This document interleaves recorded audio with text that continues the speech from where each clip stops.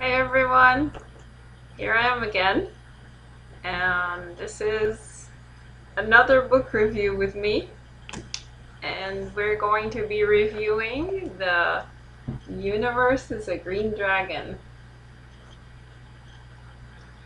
by Dr. Brian Swimme. And Dr. Swimme is a mathematical cosmology specialist, so he studies the cosmos and its origins, but also in a mathematical context. He's currently a professor at the CIIS, California Institute of Integral Studies, my alma mater. And some of his other books are The Universe Story, The Hidden Heart of the Cosmos, The Journey of the Universe, which he won an Emmy Award for the best documentary in 2011. So this book is actually a creation story,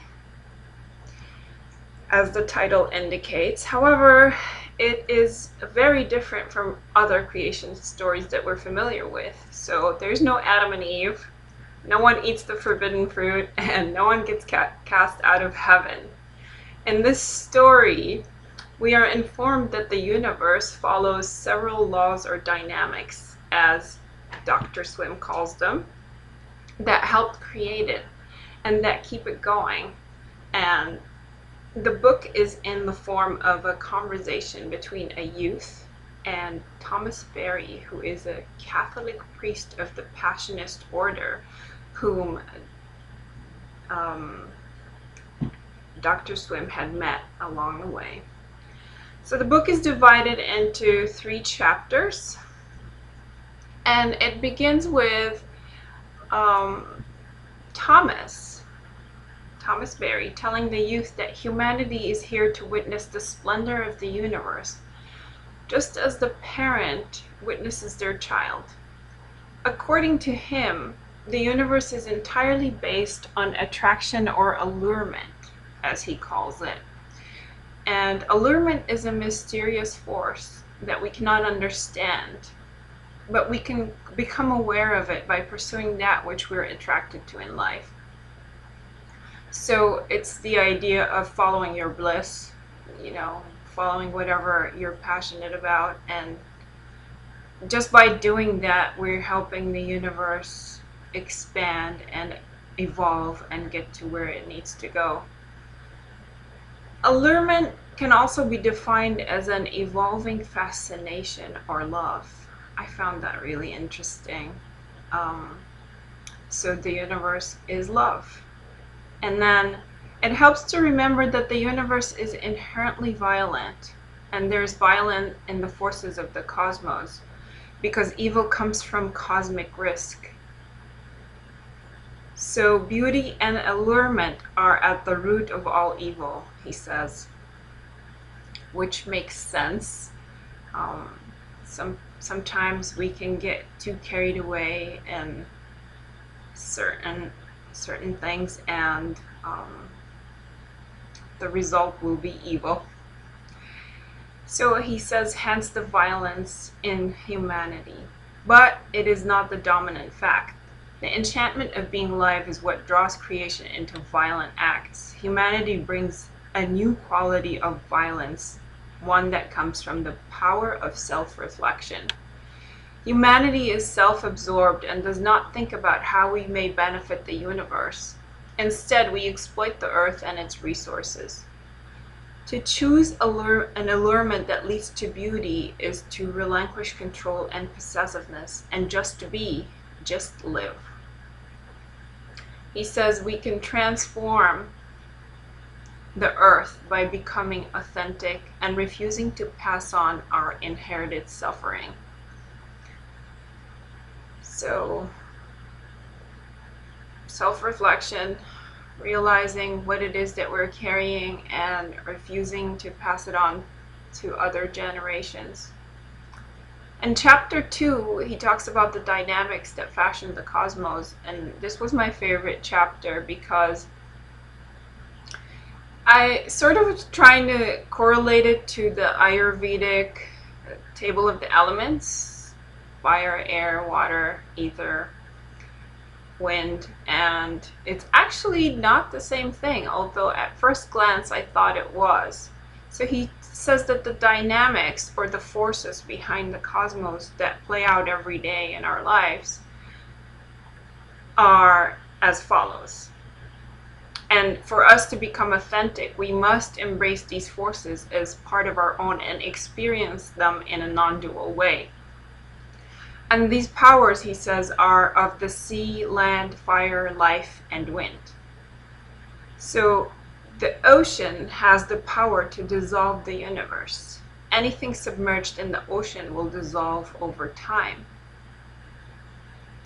And this is not to be confused with the idea of water, because in Ayurveda, water has these qualities: cool, stable, heavy, moist, smooth, gross, flowing, dull, cloudy, and soft.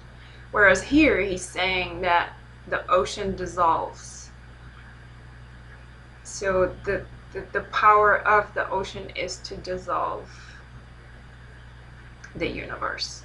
And then the power of land is memory.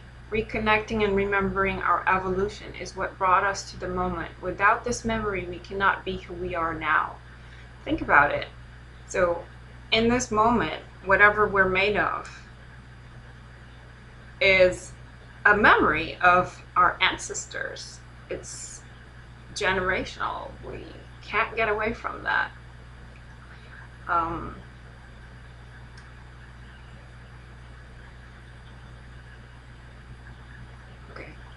So then he says that even eating is what the earth produces.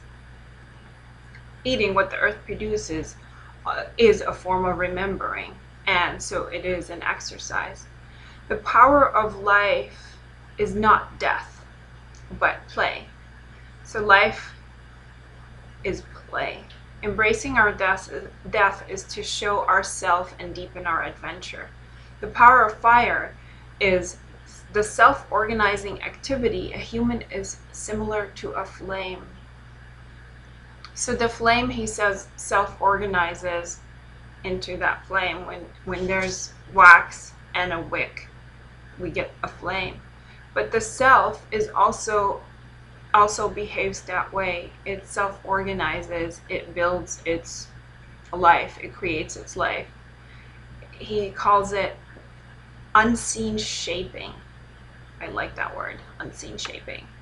And then the power of the wind is the cosmic dynamic of expansion. It is the wind, but also the expansion of the universe.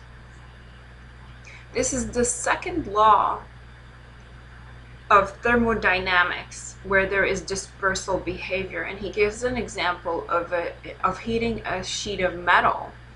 And at the center, when you expose it to heat in the middle, it sort of disperses to the edges. This heat goes out to the edges. And he says that this behavior is the behavior of celebration. So whenever you're feeling like celebrating, you know that this is dispersal behavior. So the third chapter and the last chapter is about social transformation, and how, in order for us to do this, we need to include all the previous views of the universe in a comprehensive whole. And this is done through self-education, he says. So basically embracing all perspectives in life, not just taking one perspective over the other, but kind of seeing them all working together. And then he ends the book with explaining why he chose the title, "The Universe is a Green Dragon." He says that everything is alive, and so it's green. And the dragon comes because it's a mystical being, and it emerges from nowhere and disappears into mystery. It is filled with fire, and humanity is a dragon fire. So we are the fire from the dragon. In his words, I quote, "We are the creative, scintillating, searing, healing flame of the awesome and enchanting universe." So that is basically the entire book, and I really found this fascinating. If you're interested in reading a little bit more, get the book. It was published in 1984, so it's a little bit of an older book, but I highly recommend it for any curious mind, like mine. Anyhow, I guess with this I will leave you. I have not received my microphone yet, but it's on the way, so hopefully next time the sound will be much better. And keep reading those books. I know I will. Oh, I forgot to say, actually, last week, so I got out from recording the previous book review, and I was thinking to myself, what am I going to review? And I'm serious. I looked at my bookshelf, and there was a book that had fallen on the floor, and this happened to be it. So I was like, okay, I guess this is the book that I need to review. And I'd read it before, and I didn't really think that this was the book that I'll be reviewing this week, but it happened that way, so just thought I'd put that in there. Okay, until next time, bye-bye.